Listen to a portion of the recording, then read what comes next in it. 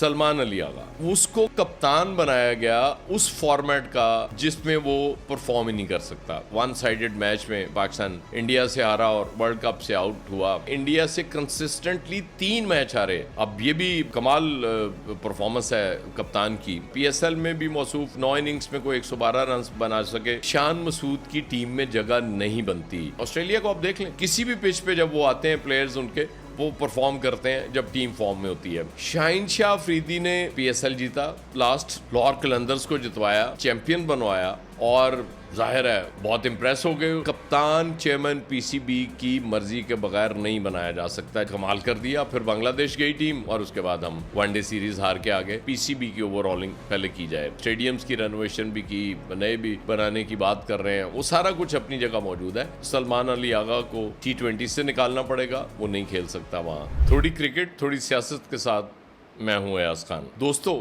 आज हम आपको बताते हैं कि कैसा सिस्टमैटिकली कौमी क्रिकेट को तबाह किया जा रहा है। मैं ये नहीं कहता कि इसमें शायद कोई बदनीयती होगी या कोई प्लानिंग से किया जा रहा होगा, नालायकी भी हो सकती है जिसके ज़्यादा चांसेस हैं, क्योंकि जब समझ नहीं आ रही होती चीज़ों की तो फिर इस तरह से फैसले होते हैं और वो फैसले होते चले जाते हैं और चीज़ें बर्बाद होती चली जाती हैं और उनकी को ठीक करने के लिए कुछ नहीं किया जाता। इसका लॉजिक मैं आपको पेश करता हूँ, अदाद-ओ-शुमार के साथ बात करेंगे कि हो क्या रहा है। सबसे पहले हम T20 की अगर बात करें, सलमान अली आगा, उसको कप्तान बनाया गया उस फॉर्मेट का जिसमें वो परफॉर्म ही नहीं कर सकता। उसको T20 खेलना ही नहीं आता। वनडे टेस्ट का वो बेहतरीन प्लेयर है, मैं हमेशा से मानता हूँ। T20 में उसकी जगह नहीं बनती, शायद इसीलिए उसको T20 का कप्तान बना दिया गया। अभी रिसेंटली हमने देखा जिस बुरी तरह से वन साइडेड मैच में पाकिस्तान इंडिया से हारा और वर्ल्ड कप से आउट हुआ। एशिया कप में इससे पहले आप देख लें कि इंडिया से कंसिस्टेंटली 3 मैच हारे। अब ये भी कमाल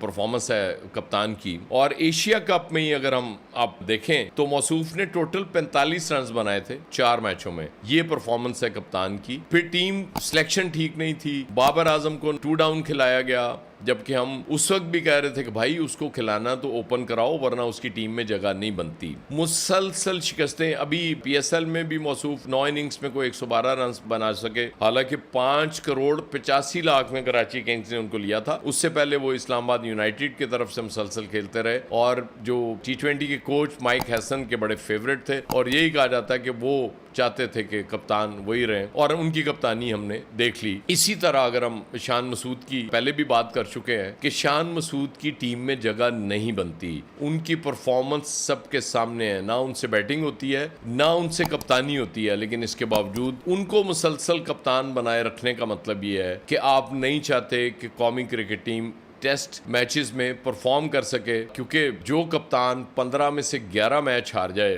टेस्ट के और एक होम सीरीज सिर्फ जीत सके, और वो भी जाहिर है आपने पिच स्पेशल बनाई, वो मैं नहीं कहता कि नहीं बनानी चाहिए, सारी दुनिया करती है। ऑस्ट्रेलिया पर्थ की बड़ी खौफनाक पिच बनाया करता था। जाहिर है ऑस्ट्रेलिया में even West Indian fast bowler तो बहुत कमाल थे, लेकिन उनके बैट्समैन भी जब ऑस्ट्रेलिया में खेल रहे होते तो उनको लगता था कि वाकई बड़ी मुश्किल सरफेस है। वहाँ बाउंसी पिचेस आज भी बनती हैं और उस पे खेलना यकीनन मुश्किल होता है। इसलिए राइट तो है आपका, लेकिन उसका मतलब उस टीम के लिए किया जाता है जो कि फिर आप बाहर जाके भी परफॉर्म कर सके।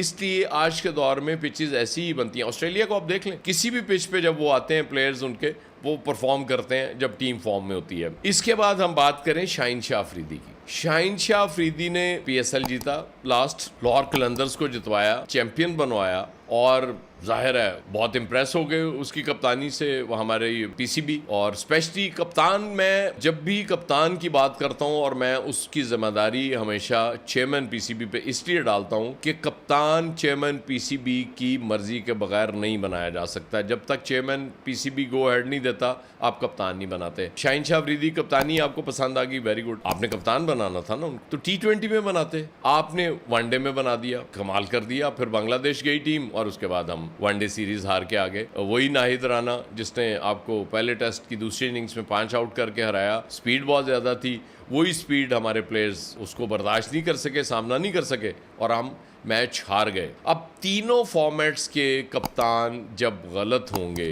तो फिर उसके नताइज मुख्तलिफ कैसे हो सकते हैं? आप मुझे बताएं कि अगर एक बंदे की टीम में जगह नहीं, मैं शाहिन अफरीदी के बारे में अभी ये नहीं कहता कि उसकी वनडे में जगह नहीं बनती, अगरचे हारिस रऊफ और शाहिन अफरीदी के बारे में तो आप लोगों को यकीन होता चला जा रहा है कि ये आखिरी ओवर में अगर 16-17 रन चाहिए हो मुखालिफ टीम को आराम से बनवा देते हैं। स्पीड हारिस रऊफ की तो है, उसमें अकल कम है, जाहिर है उस पर शायद उस तरह से काम नहीं किया हमारे कोचेस में। एसेट हो सकता था पाकिस्तान टीम के लिए, क्योंकि अकल बहुत जरूरी होती है बॉलर के लिए। जितना शार्प माइंडेड होता है, जितना माइंड वो लगा सकता है, उतना बेहतर वो परफॉर्म कर रहा होता है। शाहिन अफरीदी की स्पीड अब बहुत कम रह गई हुई है। बुनियादी तौर पे हमारी क्रिकेट की भी ओवरऑलिंग होने वाली है, लेकिन इसके लिए सबसे जरूरी ये है कि पीसीबी की ओवरऑलिंग पहले की जाए। नकवी साहब चूंकि बहुत वजारत दाखिला एक फुल टाइम जॉब है, बहुत मसरूफियत वाली जॉब है, और जिस तरह के अमन ओमान की सूरत हाल है, स्पेशली हमारे 2 प्रोविंसेस में केपी और बलोचिस्तान में, बहुत ज्यादा टाइम लगाना पड़ता है। फिर तरक्याती कामों का उन्हें बहुत शौक है, वो भी जाहिर है जब वो केयर चीफ मिनिस्टर बने पंजाब के तब भी उन्होंने बहुत किए, और अब वो इस्लामाबाद में भी कोई ना कोई तरक्याती मनसूबा आए दिन उनकी वजारत उसका फैसला हो रहा होता है कि जी अब ये करना है, और जाहिर है वो करते रहे। हमें इस पे एतराज़ नहीं है। यहाँ भी उन्होंने स्टेडियम्स की रेनोवेशन भी की, नए भी बनाने की बात कर रहे हैं, वो सारा कुछ अपनी जगह मौजूद है, लेकिन एक जगह अगर कंसंट्रेट करें तो ज्यादा बेहतर है। वजारत दाखिला अगर बहुत पसंद है तो आप चेयरमैन पीसीबी का ओहदा छोड़ दें, और या ये पसंद है तो ये रख लें।